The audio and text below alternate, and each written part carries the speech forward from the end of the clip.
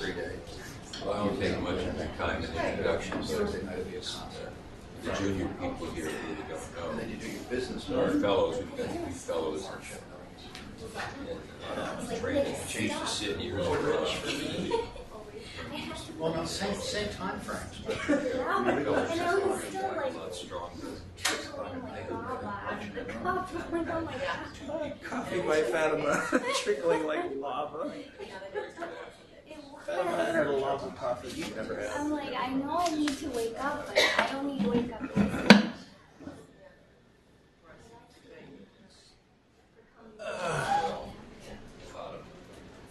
So have you been skiing at all, Mike? Just once. Yeah, I took my daughter up 2 Wednesdays ago.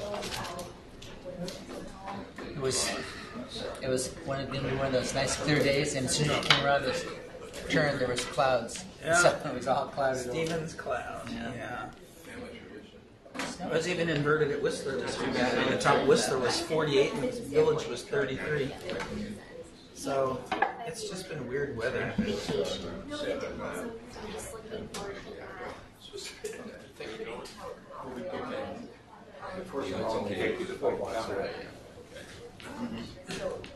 I was at my parents' place. First or second, but after one was not everybody can.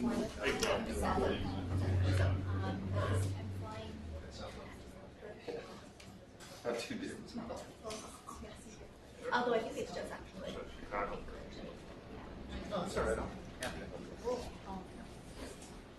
Okay, let's go ahead and get started. I don't have any special announcements this morning. Is anybody else? If not, I'm really pleased to introduce Chris Wilson, who's up at the Gates Foundation, going to give us a presentation entitled Translating Immunology into Vaccinology.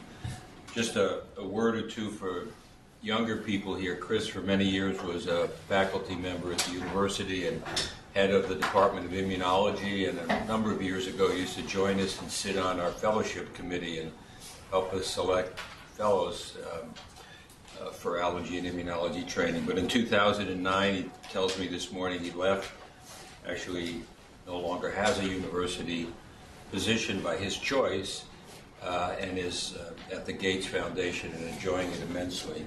So thanks for getting up early this morning. Sure. And thanks for giving me an opportunity to meet with your group. As Len said, I was associated with this program for some time, and then a few years ago changed my focus to try and address some issues related to public health importance in lower income parts of the world, and that's when I moved to the Gates Foundation. So,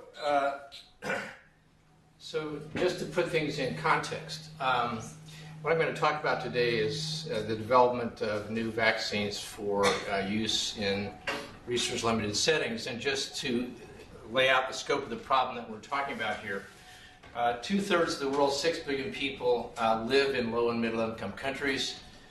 Approximately 7 million children under 5 die each year, and others are disabled unnecessarily. Most of that burden of disease is attributable to infectious and nutrition-related diseases, and of course those two are conflated with each other because the one contributes to risk for the other. The overwhelming majority of this burden falls upon those living in low-income settings, particularly in South Asia and Sub-Saharan Africa, where the burden of global disease is greatest. So this situation creates what I refer to as an imperative for us to translate the new knowledge, the new tools that have been developed in science, into solutions to address these inequities. And it was said much better than I could say it more than 1,500 years ago, or about 1,500 years ago, by a Muslim scholar named Abu Bakr, who stated that without knowledge, action is useless, and knowledge without action is futile. In other words, we can learn a lot of cool stuff about science, which is really fun, but I think as most of you in this room know, we really need to try and apply that knowledge, those new tools, in improving the lives of individuals on this planet, especially those less fortunate than those of us in this room. So why is this now a good time to be doing so? It's clear that critical knowledge gaps impede the progress we are hoping to make to achieve more equity within the global health sphere. And at the same time, technological advances have given us powerful new tools to address these knowledge and solution or product gaps. And if we apply these tools, the goal is then to backfill our knowledge gaps and illuminate the pathway to new and more effective vaccine solutions. And what I'll do today is try and illustrate some concepts by which one might do that in my remarks today. But how efficient or effective are we in generating new vaccines? Well, this is essentially what's outlined here is how one goes from the beginning of an idea, what we call exploratory research, which represents really the bulk of what goes on in academic institutions like the University of Washington, to the identification of targets. That is, molecules that might be used to either generate vaccines or therapeutics or be used as diagnostics. And then one seeks to turn those into leads. That is the target actually a potentially useful target? And once you've identified the lead, one has to optimize that lead, take that into preclinical studies that are what we call IND enabling. They enable you to generate a data dossier that, if acceptable, can allow you to take that candidate into human testing.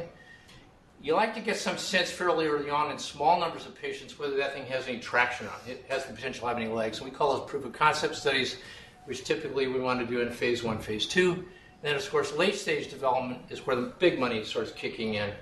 And so you really can't put too many things in this without breaking the bank, especially when there's not a huge market that drives income, as is the case for many vaccines for low-income countries. But if this is the history of the success of vaccines, and what you can see is this is the infectious agent, the year the vaccine was licensed in this country, when the causal agent was discovered, and how many years elapsed between those two events. Well, the best ever was 10 years. And that was the measles vaccine. And that stood on the shoulders of the polio vaccine and the Nobel Prize that John Enders got for discovering tissue culture, how to grow viruses in tissue culture, which was the enabling tool that allowed the Salk and Sabin vaccines to be developed. In fact, so that one occurred right on top of the polio vaccine, which took 47 years from identification of the agent to construction and licensing of a vaccine. And the next best after measles is Hep B, which was 16 years. And if we look at the biggest challenges we now face, malaria and HIV, for malaria, the agent was discovered now something like 114 years ago. We still don't have a licensed vaccine. And HIV, of course, was identified about 28 years ago, and we still don't have a vaccine for that. So we're dealing now with really tough challenges. And if you look at how quickly the world has made vaccines in the past, it's not so quick as we would like anyway. So the question is, can we do any better? So the big challenge for global R&D, thanks for rich countries like ours and poor countries, is that the process is slow and the failure rate is high. More troubling yet is, even though it's okay to fail early often, because you haven't spent a lot of time and money and resources to that point, the enterprise is now failing late often, and in fact consumes an enormous amount of resources and then limits the number of new candidates and new things we can bring into the clinic, either in therapeutics or vaccines.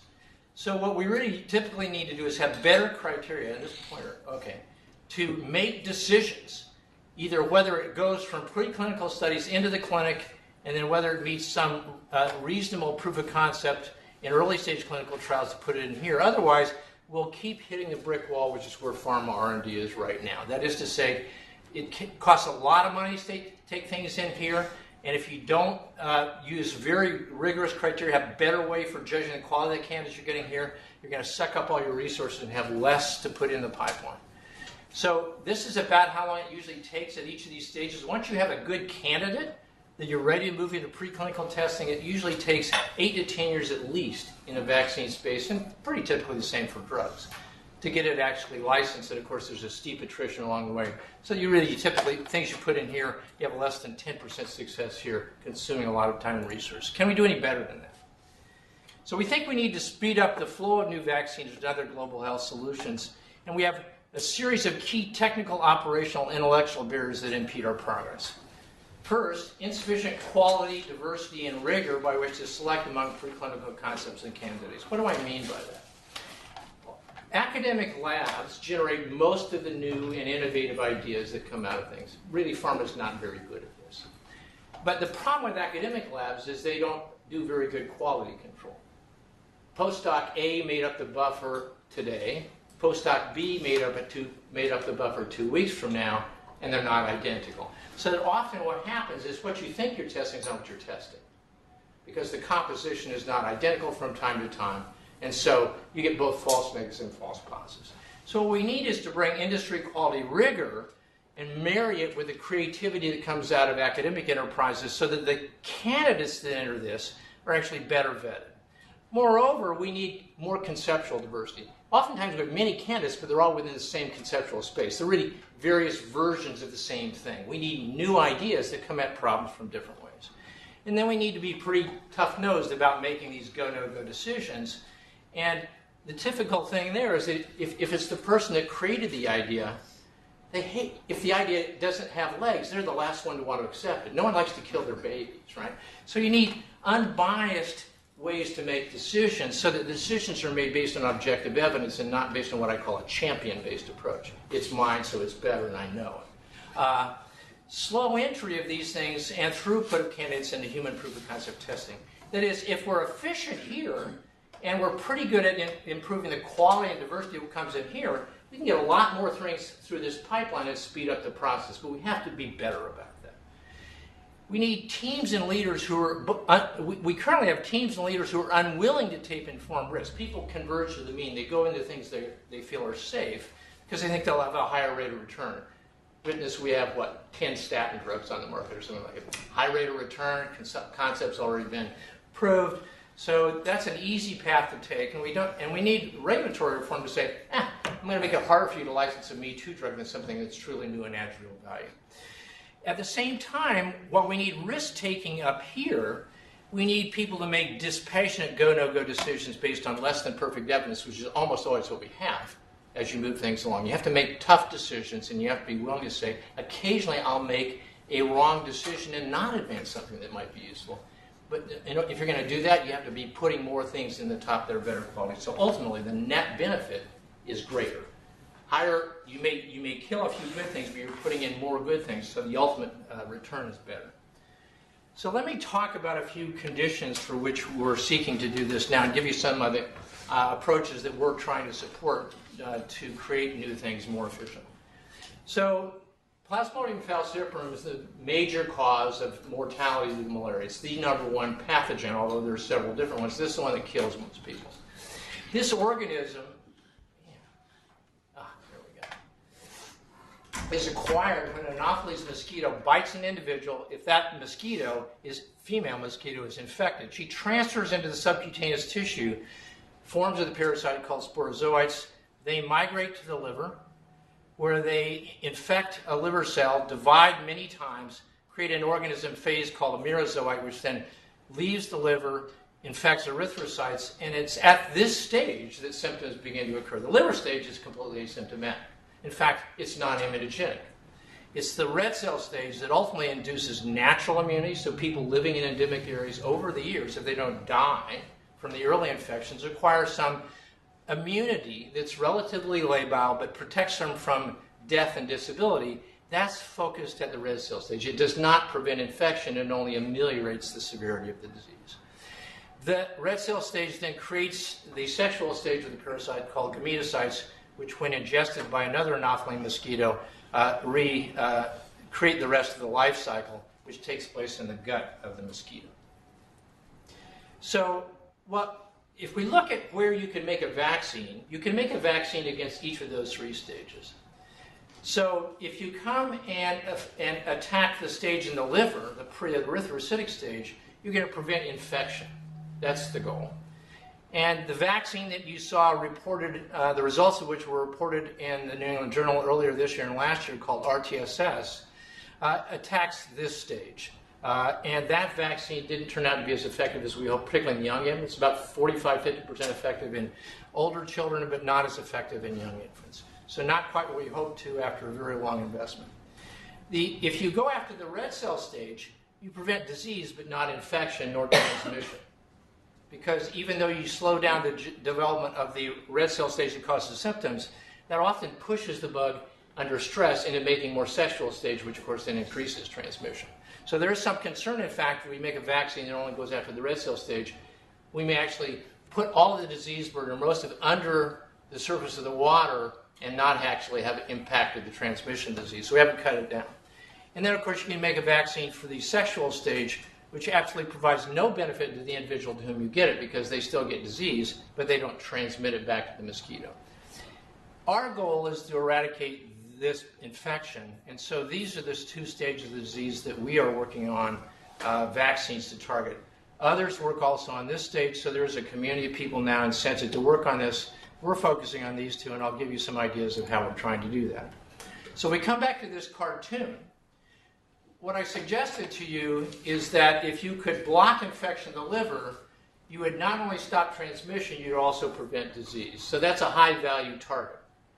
I also told you that people who become infected develop almost no immunity at this stage. The number of inciting organisms that go in and infect the liver can be very small because the amplification that produces disease occurs in the red cell stage. So this stage is actually poorly immunogenic. You can be living in an endemic area and have virtually no immunity to this stage of the disease. You keep getting infected. You're only protected against disease. So there are two potential ways to block this stage.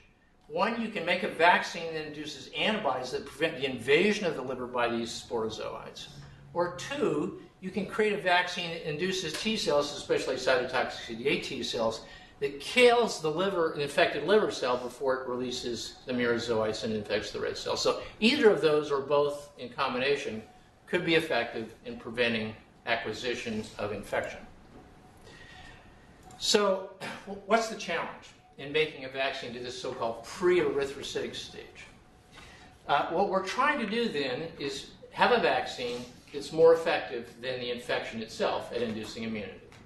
Now, we have a couple of vaccines that way, but not too many.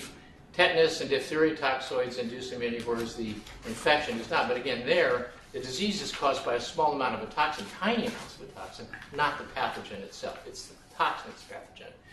We do have vaccines against H. flu B that are more, and pneumococcus now that are more effective than natural infection-inducing antibodies because we created a vaccine that links T-dependent immunity to what is typically a T-independent immunity by conjugating protein polysaccharide. And arguably, the papillomavirus vaccine is actually more immunogenic than the natural infection. So it's possible, but it's not easy. What are the barriers?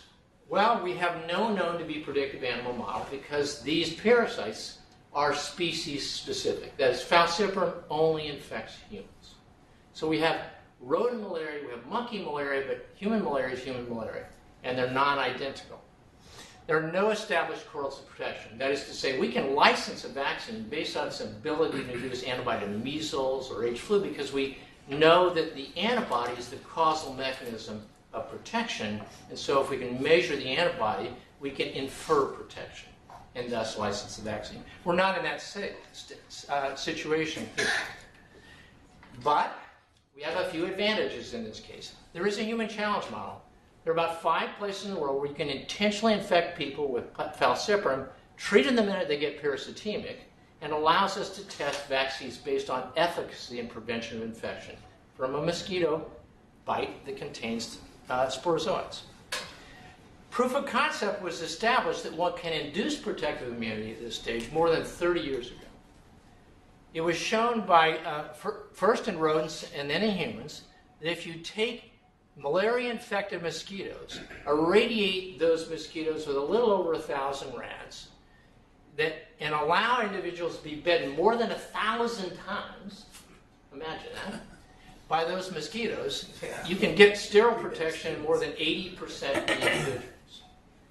Whereas natural infection fails to induce such immunity. However, the correlates of protection for this are not known, although it's been suggested it's due to CD8 T cells and also antibodies. That's not proved.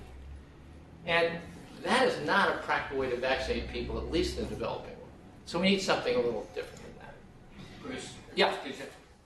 with such a complex organism with so many, I presume, I'll talk about antigenic that. topic, why is natural immunity so bad?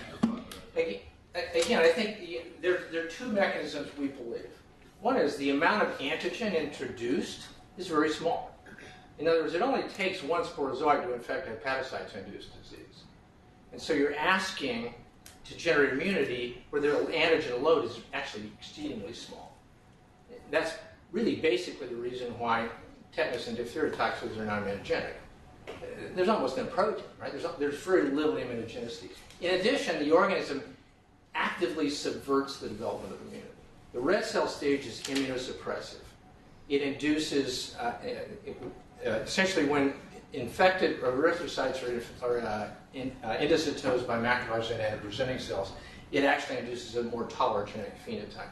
So we know, in fact, that one of the reasons that irradiated sporozoites works is that it actually stops. You don't get a red cell stage of the infection. The red cell stage actually subverts the potential immunity. So there's, obviously we only know this in sort of broad strokes, but it's probably low antigen load and active subversion of immunity.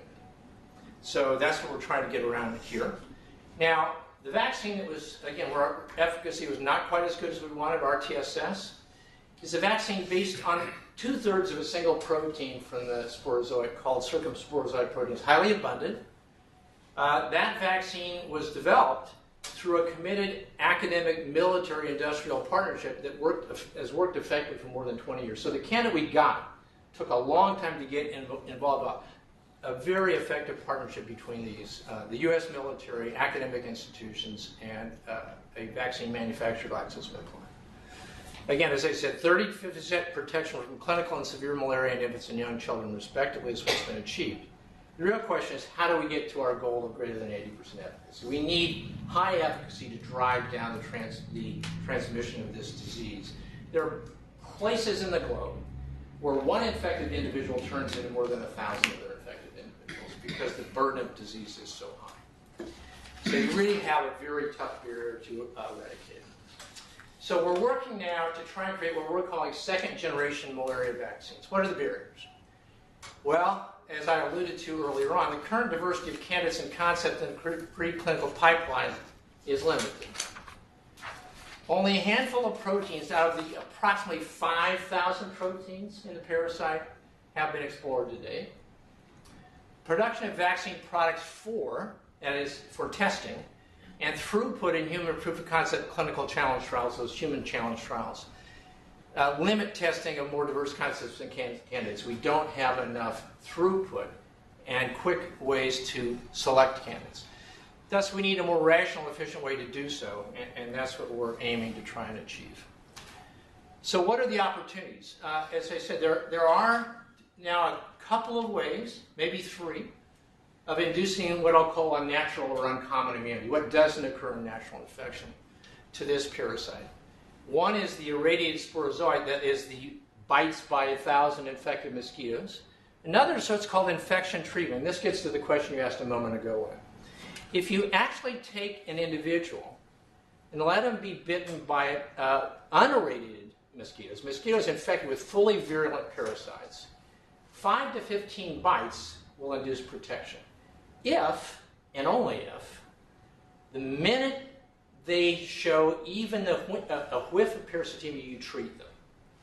And what that really, with chloroquine, which in the case of these, because where they're drug-sensitive parasites, will eradicate the red cell stage. So this gets to the notion that if you block the red cell stage, you actually do get immunity, even with a rarely small number of infected mosquito bites. So it suggests that probably the dominant factor is this immunosuppressive state that the red cell stage induces. By averting that stage, you would induce a very different pattern of the immune response and a much more robust one to the liver stage of the parasite. So we can use either of these 2 approaches to induce the development of antibodies, because we're going to focus on the antibody-mediated mechanism of protection because that's the easiest target for us in terms of vaccines. Most of the vaccines we have work through antibodies, even if they're T-dependent. That can affect causal protection by adoptive transfer. That is to say, what we aim to do is actually use our new technology in mapping and inducing antibodies in humans to actually test the antibodies as a way to prove that the target's a good target. I'll talk about that in a second. So we have the potential ability to functionally test candidate antigens by passive transfer of antibody to human volunteers followed by infectious challenge. What do I mean by that? So there are a couple ways that we can do that. But again, this is taking advantage of current technology where we can map the human antibody response very quickly, and I'll show you some data on that in a moment, and generate monoclonal antibodies very quickly and take those antibodies into both preclinical models and in humans to prove that the antibody can or cannot prevent infection If we've got that, we know the antigen is a good target. All we have to do now is induce an active immune response to that. So we're taking two approaches. First is the usual approach, the so-called candidate approach. That is based on biological intuition, extended evidence, biological intuition, limited variability because the parasite evades the immune response by diversifying and switching its surface antigens, and lack of homology to human proteins, which would then create the potential for tolerance to block your ability to induce a response, and or autoreactivity, which of course is something one wants to stay away from, the regulators particularly want you to stay away from. By picking something like 10 to 20 surface antigens, we then will immunize an animal model to induce high-titer polyclonal antibodies, screen for the ability of that antibody to block liver stage infection in vitro and the infection of humanized mice in vivo. What do I mean by that? So we can actually take human hepatocytes and put in antibodies to try and block sporozoa invasion in vitro, and you can also create mice whose liver has been replaced with human hepatocytes, because that's the target of the Pfalciparum parasite. It won't infect rodent liver cells, but it infects human liver cells. So if we can replace the mouse's liver cells with human liver cells, now we've got a target. We can actually see if they get infected. And it actually works. Through that, what we aim to do is identify antigens to which blocking antibodies are directed. Generate human monoclonal antibodies to these antigens, which we can now do pretty efficiently, and actually prove that they protect humans by passively transferring those antibodies. Just like we give IVIG or antibodies to TNF, we can give these antibodies to humans to achieve adequate titers, challenge them with malaria, and determine if they're protected. If we get a positive result, the goal then would be to add that antigen to the one antigen we know that also works, but not as good as we'd like, CSP, to create a multi-antigen pre-erythrocytic stage vaccine. This approach is potentially valuable. It's incremental, but not transformative. In other words, we still have to pick and hope we get lucky by picking the antigens, although we've got a pretty good down selection strategy here. But there are more robust strategies, and we'll talk about that now, which are agnostic to what we know. And that is an approach we call translational vaccinology, high-throughput genomic and functional analysis of cloned human antibodies. So basically, the thesis is this. The analysis and cloning of antibody generated during a protective immune response provides a path to, one, either use that antibody for passive immunization, which might be a problem, although we don't intend it in malaria, it's too expensive. For vaccine antigen discovery and immunogen design, which I just talked about, I'll talk about the latter one in the context of HIV. And for the validation of that antigen and immunogen via passive transfer of the antibody into experimental medicine trials, where a human challenge model exists, or a validated animal model or surrogate, where it does not. Up until now, technical constraints in analyzing and generating protective antibodies have held the field back. But what can we now do? So I'm going to talk about a platform generated by an academic group at Stanford, Bill Robinson, whose father was actually one of my mentors as an ID fellow at Stanford. And there are similar but not quite as advanced systems as the one that came out of Hutchinson Center. The key issue here is that what one can do is define the history and clonal relationships of both immunodominant and rare antibodies generated through the process of affinity maturation by which our B cells make better and better antibodies over time in immune response to multiple antigens from a complex organism. It also allows one to normalize the output so that you can prioritize the representatives from individual clones for functional analysis. And shown here is a response of an adult individual to a seasonal influenza vaccine. What am I showing you here? Each of these color codes is rooted on an immunoglobulin heavy chain variable region, but it's also got a specific kappa or lambda light chain with it. So each of these trees is a single antibody that started out at the root and then diversified here. Man, this pointer sucks, by the way. Okay, so each color is coded to an individual family, and then each tree shows you the degree of diversification of that family during the immune response. Now, in this individual, what we know is virtually all of the antibodies shown here are directed against influenza. This was created by literally drawing the blood from an individual a week after they got a flu vaccine, at which time we all get a burst of circulating plasmablasts going through our blood. If we give a peak immunogen response, you get a peak plasmablast response about 5 to 8 days after that. you and I sitting in this room, if we're healthy, typically have 0.1 to 0.2% of our blood lymphocytes or plasmablasts. Most of those cells are actually homing back to the gut. There's a circulation between the enteric immune system and the blood. There's some recirculation of plasma cells between those. Contrary to that, plasma cells that only home to the bone marrow, which is where most systemic plasma cells live after they've been generated, don't recirculate or do so to a very limited degree. So if you capture proliferating plasmablasts in the blood, those are the ones typically that are being driven by an immediate antigenic stimulus. And so what you can do is capture those cells and essentially put them into single wells, pull out their heavy and light chains, barcode them, put them into a mixed multiplex sequencing reaction at 1,000 to 5,000x, and generate within 2 weeks this entire family tree from the time you receive the blood to the time you have the family tree. It takes another month to have monoclonal antibodies ready to test. So in 6 weeks, you can go from an individual blood sample having monoclonal antibodies representative of those immunoglobulin genes ready to test their function. And what you see here is this highly ramified response is the response to the influenza hemagglutinin in the current vaccine. So what you see here is the historical remnants of past antigenic exposure. What you see here is the rapid diversification response to the current antigen. This is original antigenic sin. This is what your immune response is dealing with here. And I'll show you some similar ones for HIV in just a moment.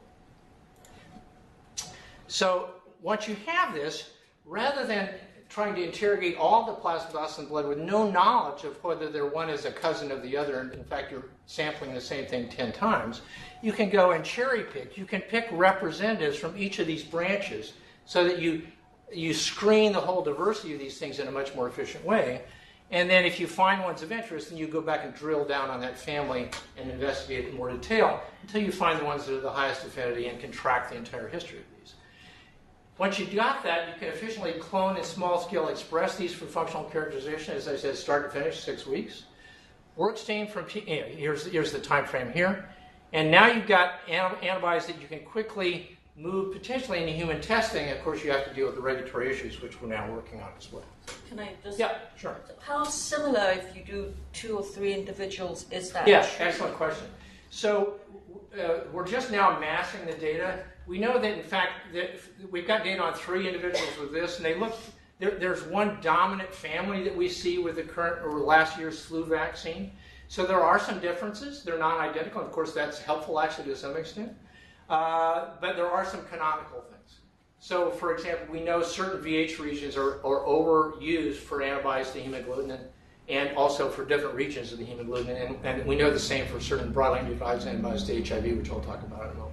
So there are differences, but there are some preferential usages that one can begin to target. And I'll illustrate that with an HIV in a moment. Good question. Okay. So how do we apply this kind of technology to generate a second-generation malaria vaccine? So again, as I said, I think this slide is redundant, sorry. So what we're now doing is using what I'll call an agnostic approach, which is based on this technology. So what we're aiming to do then is screen serve individuals who've been protected after immunization either by the radiated sporozoite or this infection treatment protocol that I mentioned to you for functional antibodies. We know, in fact, from prior data that one induces them after repeated immunization. You can actually find antibody in people that you can transfer, and it protects. In rodents, we know that, and we're working to see if that's true in humans. We believe it is. We can isolate monoclonal antibodies from the B cells and plasmablasts of these individuals, identify monoclonal antibodies in them through this technique by sampling around this ramified tree of antibodies, monoclonal antibodies that block hepatocyte invasion in vitro and protect humanized mice in vivo. So we have a 2-stage screening approach. And take those antibodies, then manufacture them at GMP so you can put them into people, passively immunize humans to achieve adequate titers, and challenge them with infected mosquitoes. If we get a positive result, then we do the same. We'd add the antigen to CSP to create a multi-antigen pre-stage vaccine. That's the goal. And so we're in the process of setting that work stream in place right now. Some of the work's actually being done just across the street at Seattle Biomedical Research Institute. and it also involves people in Europe and at Walter Reed. Now, I'm going to turn to HIV, another big, tough target. Chris, before you Yeah. turn to Yeah. HIV, why is that parasite unique to humans? Is it important to know why? Yeah, it's receptor based. So like most viruses are species specific. Actually, these parasites are even more specific than a lot of viruses. Let's take CMV for example. Every species, mammalian species, it seems to have its own CMV. Rhesus is not the same as chimps. It's not the same as humans. Plasmodium, the same thing. There are parasites that infect non-human primates. They have weak ability. One called Knowles has weak ability to affect humans. So they've all evolved. They've been with us for a very long time, just like TB is very human adapted. They've adapted to their host, and they use a very specific receptor on our cells that's critical. For example, you may know there's a different form of the disease caused by P. vivax. It turns out that virtually everybody in West Africa is resistant to P. vivax because they've deleted the receptor on their red cells that parasite has to use, called the Duffy antigen. Okay? So they're highly specific, typically determined by receptors, but there are also differences within the milieu of the cells they infect that are undoubtedly adapted to, but we don't understand completely. Yeah. When you said your vaccine against the CSP only had 30 to 50%, and is that change if you keep vaccinating them sequentially? Yeah, like good our question. hepatitis vaccines, you need 3 vaccines to get decent. Yeah, so as you might imagine, since that vaccine took us almost 30 years to develop, there's been a whole lot of testing. There were like 25 phase 2 studies before we went into phase 3. So the answer to that is, so far, in the human challenge studies, it was optimized before it went into the field. What's being done in the follow-up of that study is there is a booster that's being given after you. Everyone got 3 immunizations. Probably there are 2 big differences between the 50% and 30% protection. 50% is what you got in the kids immunized between 5 and 17 months of age. 30% is when you got when you immunize kids at 16 and 14 weeks. The schedule that the WHO recommends for routine immunization in the developing world is predicated on a risk-benefit ratio that differs from this part of the world. That is to say, kids are dying early in life, so they move the vaccination schedule up. We typically immunize at 2, 4, and 6 months with our vaccines that we give 3 doses in infancy. The WHO in most parts of the world where there's a high rate of infection early recommends 6, 10 to 14 weeks. It's a lousy schedule. It's not nearly as immunogenic. So we're now playing with a schedule in the younger kids, but fundamentally they're spaced closer together and they're given at a younger age, and both of those probably diminish the immunogenicity. Whether that fully accounts for the difference in outcome between the 2, we don't know. But basically, this vaccine has never much gotten above 50% efficacy in any of the trials that have been done. So no matter what's been done. So it's almost certainly not going to be enough to fuss with the schedule. And in fact, the adjuvant was critical. This has been tested with multiple adjuvants, and the only one that actually worked was the one that GSK bought from Correlates that used to be in town, which is a combination of monophospholipidase saponins in a liposomal preparation.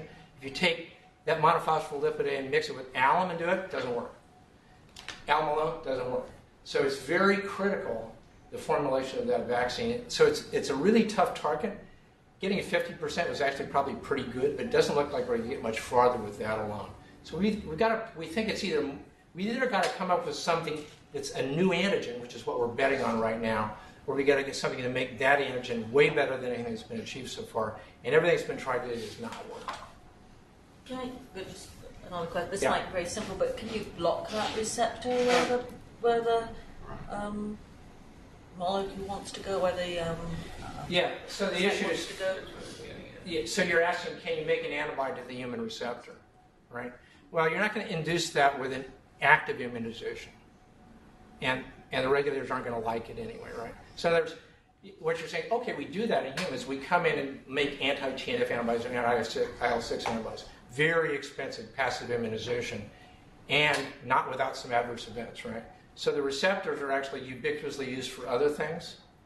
Smart parasite, right? Moreover, you're going to have a self-tolerance problem if you're trying to break it with active immunization, which you don't want to do because then you get autoimmunity. So the answer is targeting the human receptors is probably not a good idea.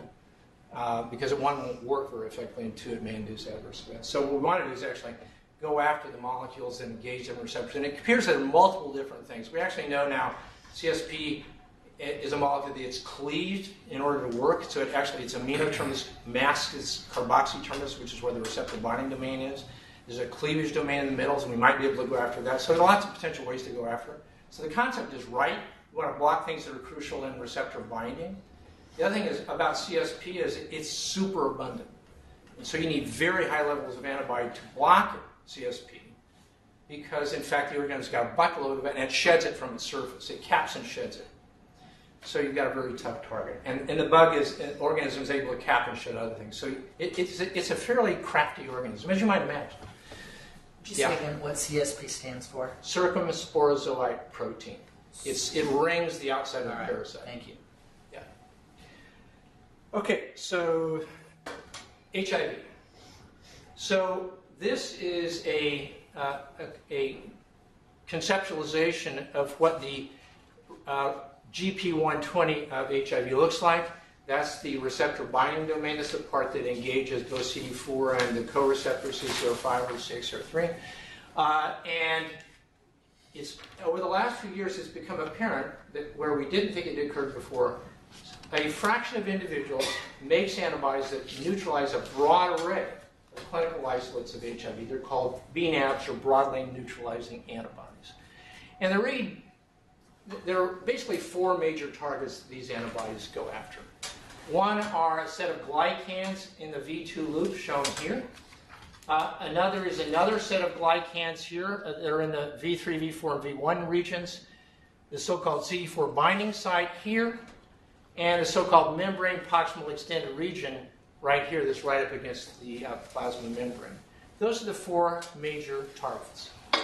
About 1 in 5 HIV-positive individuals develop these antibodies in the course of the infection, but they do so very late, typically 18 months to 4 years after the onset of infection, which, of course, by the time that occurs, it's of no benefit to that individual because they have a huge viral reservoir, and the virus can continue to escape from these because they have this huge diversity in place.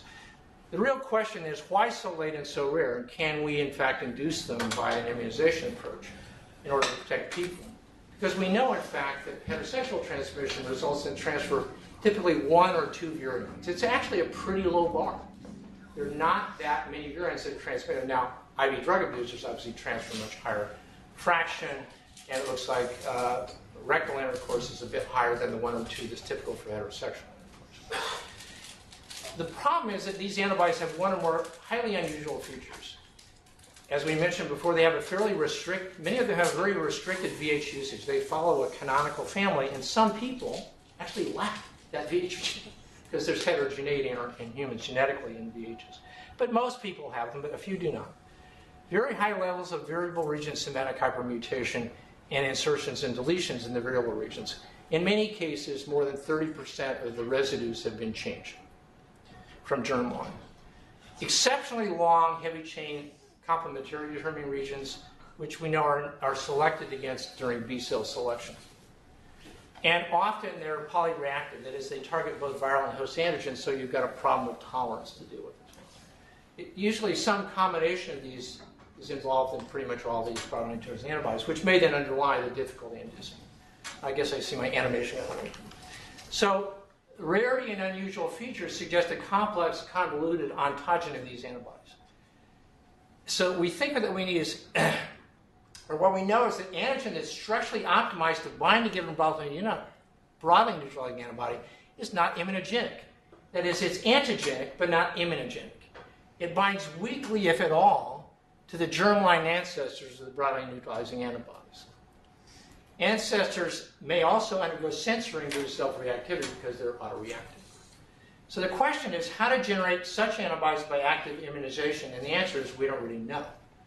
So the question is, can we generate B-cell lineage-based, immunogen-based design? So again, this is the family tree I showed you before. There's one from flu. I can tell you we have such data now with HIV, longitudinal cohort, but the data is confidential, so I can't share it now. But it looks much like this, okay? And you can find in such individuals some of the canonical VHs that we know are associated with BNAbs.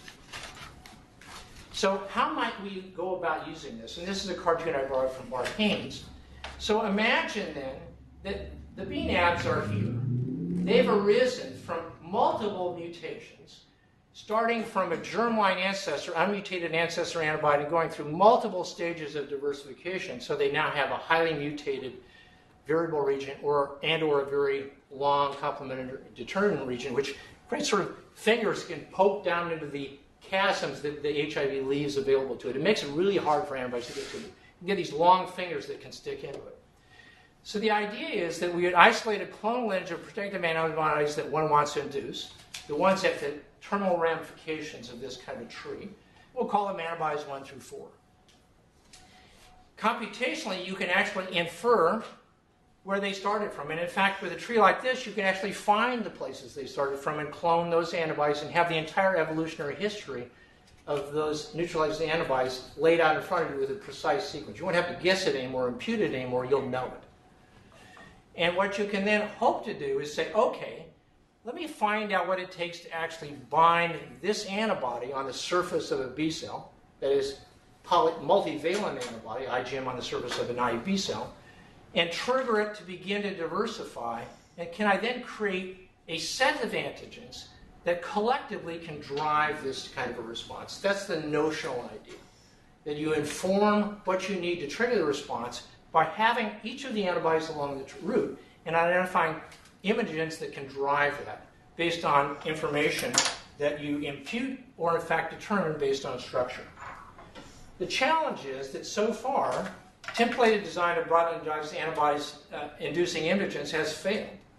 And the question is there any hope that we can use this structure-based approach? Structure has been used to make drugs for a long time.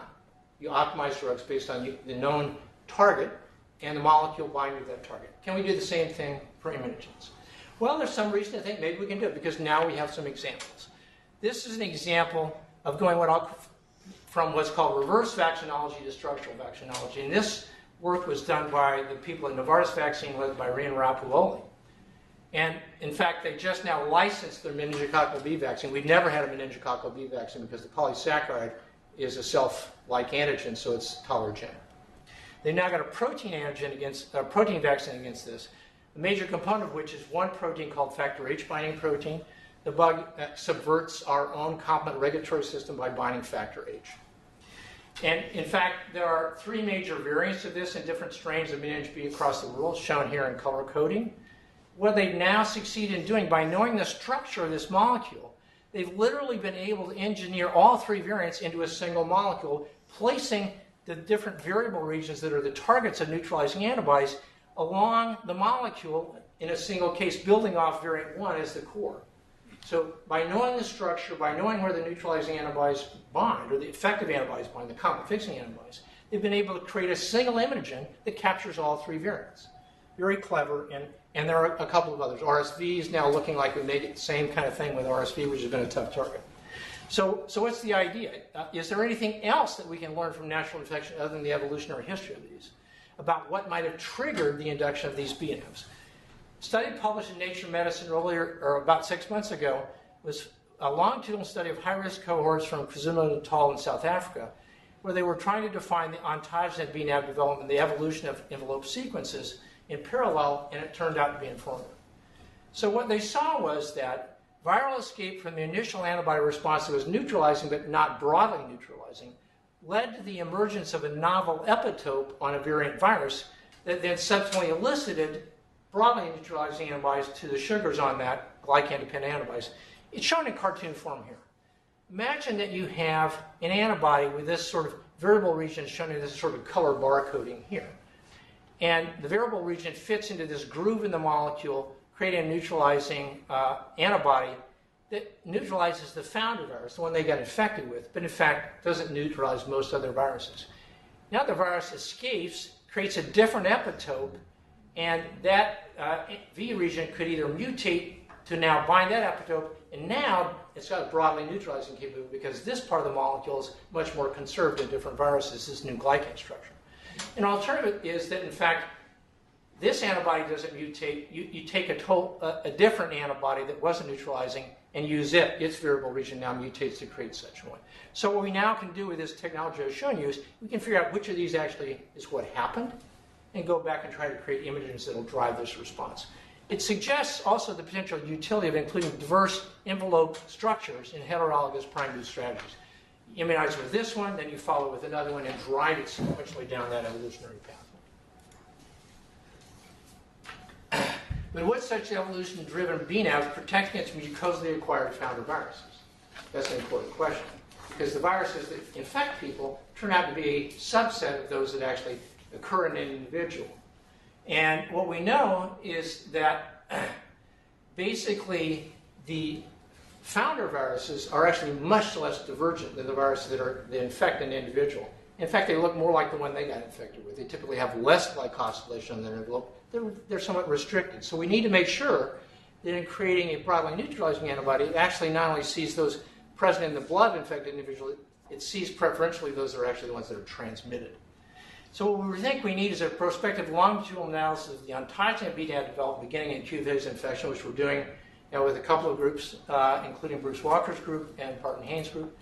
Comparison of infected BNAV expressing versus non-expressing individual for evidence of protection against superinfection would provide some proof that once you have a BNAV, it actually can prevent you acquiring new ones from sexual contacts. And there are places in the world where that's a fairly common event.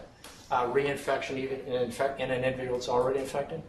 And we can also potentially test the utility of these antibodies by isolating BNAVs and demonstrating biological activity in vivo via passive immunization. And we're looking at ways by which we can do this, perhaps using it in early and continuously post-infection heart-treated recipients in treatment interruption studies. Does the antibody have biological activity in blocking recrudescence of infection? In naive humans in whom we can assess PK/PD, that is the pharmacology and penetration into tissues and protection against tissue and explant studies, and protection of monkeys from repeated low-dose challenge with semi-nized versions are all being considered. Yeah. If you look at the humans that are infected with HIV but never get sick, do any of these BNABs, are they made by those people? Yeah, so these are so-called elite controllers. The evidence strongly suggests that elite controls mostly do the C8 T cells. So that is, once you're infected, it looks like antibodies probably don't play that big a role in containing the infection, although it's difficult to tease them apart because they usually come together. But the CD8 response seems to be very important there. But in fact, we're following both elite controller cohorts and de novo infected cohorts. And some of those de novo ones you're following longitudinally, you get a subset of about 10% of elite controllers. Typically, elite control is most closely associated with, in humans, specific HLA-B types, which support the notion that it's C8 T cell mediated. It's a good question. Okay, just to close here, there's a couple of other major bottlenecks to vaccine discovery. And I alluded as to how we don't have predictive correlates of protection, predictive biomarkers in malaria that allow us to really optimize the antigen discovery process. We rely on assays such as humanized mice that are pretty cumbersome and don't have high throughput. So what we really need is causal pathway correlates of vaccine-induced protection and formatively refine our vaccine designs. So what vaccinologists know how to do is basically the following. You have a vaccine. If the vaccine induces serum antibody, and the antibody is the causal mechanism of protection, you can use serum antibody to infer that you've induced protection. That's really pretty much everything. There's no correlate protection that you can actually get a vaccine license on that's anything other than this. Every single one is this. And of course, that would be great if all mechanisms of protection were serum antibody, then be no problem. But we don't know that. What we need to know how to do is basically shown here in cartoon form. We have a vaccine, let's say like the RTSS vaccine, that induces a suite of immune mechanisms I'll call A, B, and C. Those collectively, not singly, but collectively provide the protection. And what we'd love to be able to do then is measure those precisely, but they may not be measurable in the blood. They may actually be mucosal targeted T cells, which we only can measure indirectly in the blood. So we're actually stuck with measuring is usually blood immune biomarkers. So either those have to directly report out the causal mechanism of protection in a highly faithful way, or be induced in parallel with those and also closely parallel their induction. So this is the challenge we now face for the more complicated vaccines we're trying to make. So how do we go about doing that? Well, one approach that's illustrated here was the RV144 trial, which I think set the standard for trying to improve the way we go about trying to discover immune correlates. This was an HIV vaccine trial that no one ever thought would work, and it wasn't such a great win. It provided 30% protection, and all that protection was evident in about the first 12 months. In other words, you can see the curves diverge, and then they are very parallel. So it probably provided some protection for about 12 months in a relatively low burden of disease setting. This is basically a trial that was published in 2009. What's been done since that publication is to try and drill down on and see what might account for that protection. And with the notion of can we replicate it and can we optimize towards it. So what they did then was say, well, we have a limited amount of blood, which they did, some plasma and a few PBMC vials. And what they did was essentially run what I call a bake-off. They had more than 35, 36 groups that they had assays that they thought were worth testing for correlates protection. So what this statistician did at the Hutch was say, okay, are those assays closely correlated with each other? Does assay A correlate closely with assay B and correlate with assay C? In other words, is one a surrogate for the other? And if they were, then it wasn't worth doing 3 of the same thing. Let's find the one in that immunologic space that's the best, and we use that as a representative of that entire set of correlated assays. So they looked for the assay within that immunologic space that had a low false positive rate. They looked for a large dynamic range of vaccine-induced responses, because you've got to have some differences you can't discern against. And they looked for relatively low reproducibility. In other words, the assay's quality, that is precision, accuracy, dynamic range, and then how diverse it was in representing different immunologic mechanisms that were not closely correlated with each other. So you got the maximum amount of information from the minimum number of assays, which also helps you statistically as well as conserving samples.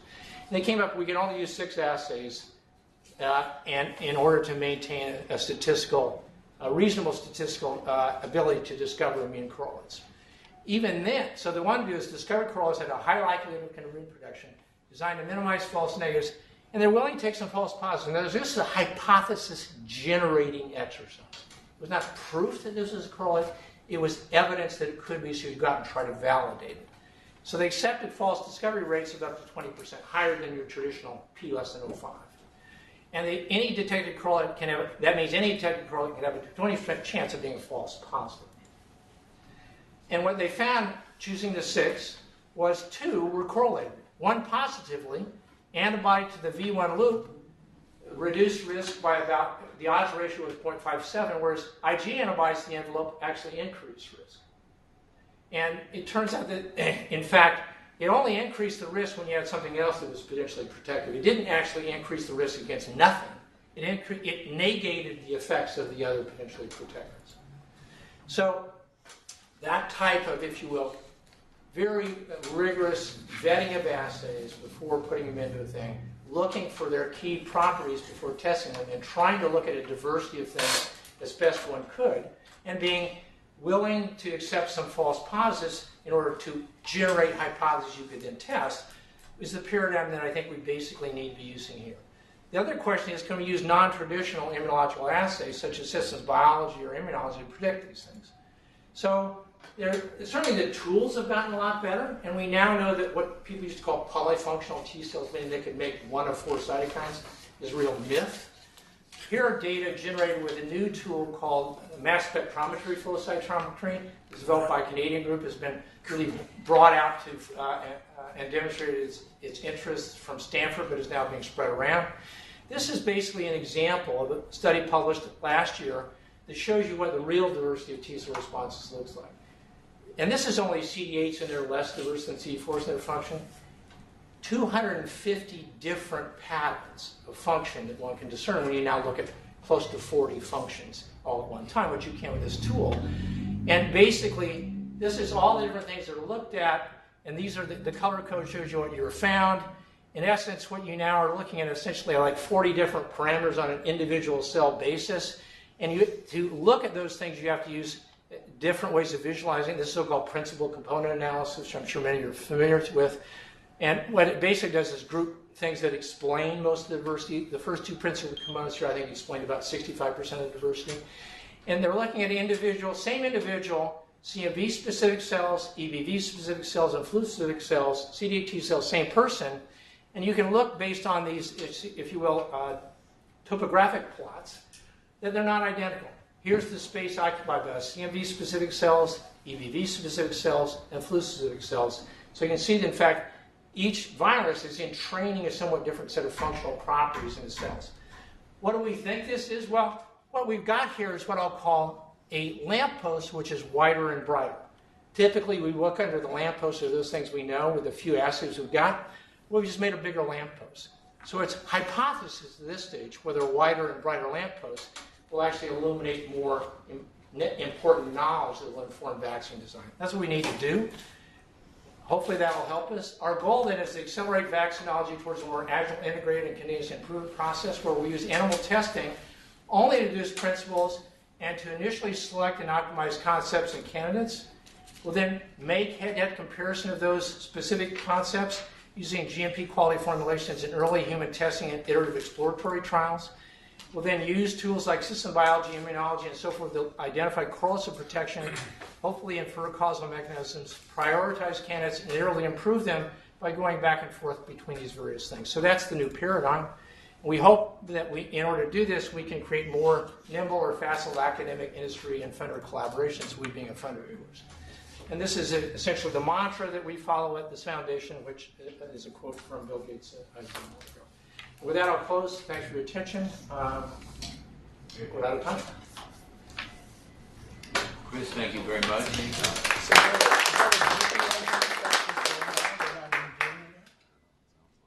Any questions in the room or outside? Is the GP120 research just totally done now with HIV?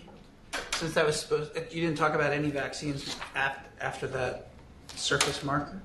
Oh, right. GP120 is OMV. It's the same thing. So that's all focusing on GP1. Okay. Same protein.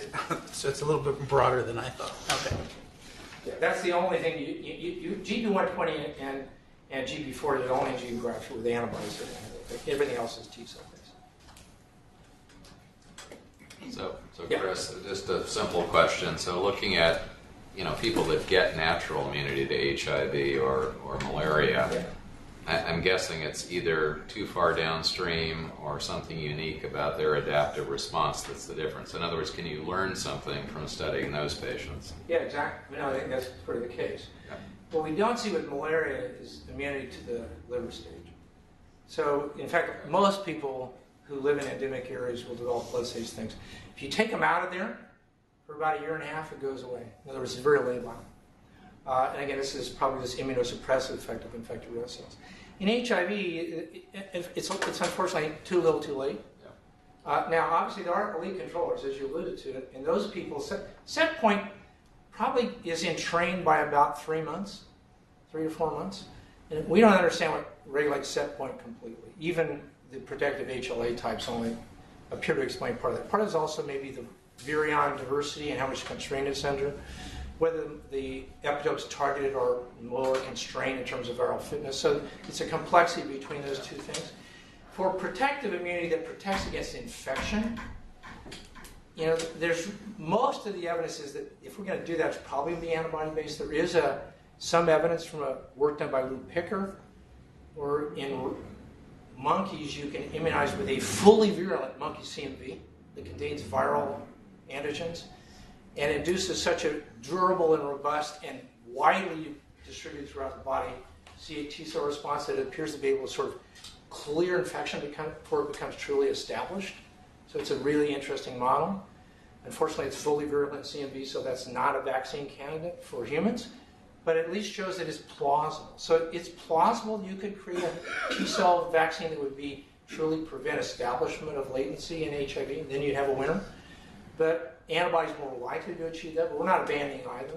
So, but the focus in either case is yes. I mean, what I suggest to you is if we're tracking the evolution of those antibody variants, so the question is it due to some difference in their VH region? Is it due to something difference in their viruses? We don't fully understand it. The one example I showed you is it looked like the switch of broadly engineered antibodies was driven by a viral evolution shift and probably constrained by the pre-existing antibodies in that individual. So we're going back and with these new tools now interrogating that in much greater detail to try and understand what are the key inciting events that trigger that switch, or those switches that occur to generate the BNAbs? Well, it also gets complicated because obviously some of the high-risk people for HIV have other chronic viral illnesses, and presumably that could influence their response to a vaccine.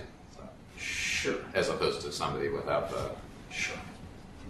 This is a very naive question, but what makes Pfalciparum so much more deadly than other malaria parasites? Yeah, well, one thing is it's promiscuous in which red cell stage it infects. It'll infect cells from reticulocytes to senescent cells about ready to be cleared. Vivax only affects reticulocytes. And P. malarium only affects the old ones. So it's more promiscuous, so it can infect a larger fraction of the red cells. And it creates structures on the surface of the parasite that allow it to adhere to vessels very effectively, which sequesters it away from, for example, clearance by macrophages. And that sequestration, in fact, one of the places it really likes to occur is cerebral blood vessels, which gives you cerebral malaria. So it's a combination of infecting a larger fraction of red cells. You can get very high level parasitemia, which you never get as high a parasitemia with the other parasites because they're more restricted to which red cell stages they can infect. One more, then I got to go. I'm supposed to be at another meeting. We're at 8 o'clock, which is past already. Thank you. Thanks very Thank you. Fine, man. Yeah. Thank you very much. Good luck. What's the life cycle?